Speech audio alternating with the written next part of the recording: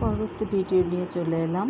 সংবেদন সঞ্চালন স্তরের বৈশিষ্ট্য: প্রতিবর্ত ক্রিয়া, পুনরাবৃত্তিমূলক ক্রিয়া, বস্তুর স্থায়িত্বের ধারণা আর কল্পনার ছলে খেলা।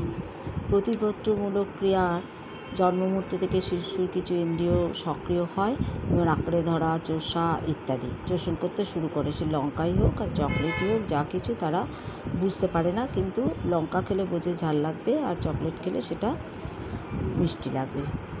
পুনরাবৃত্তি ক্রিয়া: এই বয়সে শিশু আচরণ বারবার করতে থাকে, আচরণকেই পুনরাবৃত্তি ক্রিয়া বলা হয়। এই 3 রকম হবে।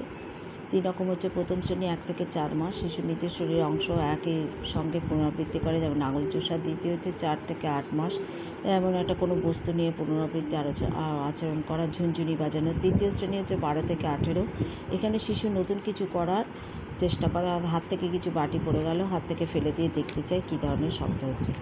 আর বস্তুর স্থায়িত্ব সম্বন্ধে ধারণা: একটি শিশুর জন্মের কিছু স্থায়িত্ব অস্তিত্ব আছে, বুঝতে পারে না, পরে সে বুঝতে পারে আস্তে আস্তে।